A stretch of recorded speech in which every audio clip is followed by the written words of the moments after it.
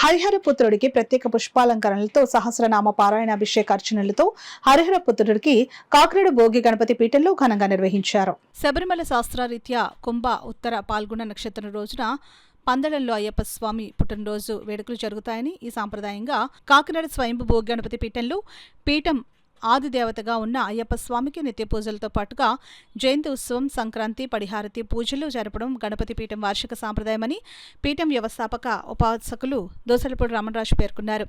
బుధవారం ఉదయం అయ్యప్ప సహస్రనామ పారాయణతో స్వామిని అభిషేకించారు. కేరళ సాంప్రదాయ క్రతువుగా పచ్చని ఆకులతో పందిరివేసి ప్రత్యేకంగా పుష్పమాలలతో అలంకరించారు. మంగళహారతులు అందించి పాయసం, ప్రసాదం పంపిణీ చేశారు.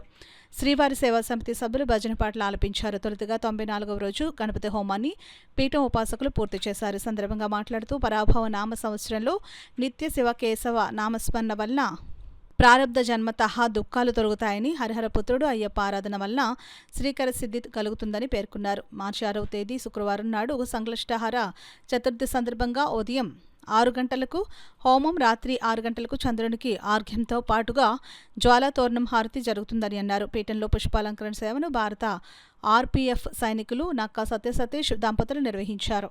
శబరిమల శాస్త్ర విధానం ప్రకారంగా ఈ రోజు నుంచి అక్కడ అయ్యప్ప జయంతి ఉత్సవాలని 9 రోజుల పాటు నిర్వహణ చేస్తారు. శ్రీ అయ్యప్ప స్వామివారి భోగి గణపతి పీఠానికి అధిదేవత.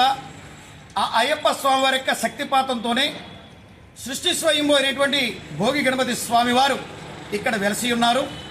18 సంవత్సరాలుగా దైనందిన పూజా కార్యక్రమాల్లో, నిత్య పూజల్లో, నిత్య వ్రతాల్లో అయ్యప్ప ఆరాధనతోటి ఇవన్నీ కూడా జరుగుతూ ఉంటాయి. ప్రతి ఏడాది కూడా మకర సంక్రాంతి రోజున పడిహారతి కార్యక్రమాన్ని కూడా సంప్రదాయంగా ఇక్కడ భోగి గణపతి పీఠంలో నిర్వహించడం జరుగుతూ ఉంటుంది. లోక కళ్యాణార్థంగా ఈ కార్యక్రమాలన్నీ కూడా భోగి గణపతి పీఠంలో జరుగుతూ ఉన్నాయి.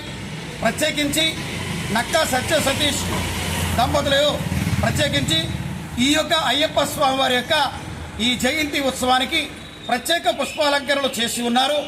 మరి అదేవిధంగా ఈ అయ్యప్ప ఆరాధకులు ఎవరైతే ఉన్నారో వారందరికీ కూడా క్షేమ, స్థైర్య, విజయ, అభయ, ఆయురారోగ్య, అష్టైశ్వర్య సిద్ధి ఈ పరాభవ నామ సంవత్సరంలో వారి వెన్నింటి ఉండి సదా కాపాడాలని, భోగి గణపతి అనుగ్రహంతో వర్ధిల్లాలని మనస్ఫూర్తిగా కోరుకుంటూ ఓం శ్రీ స్వామియే.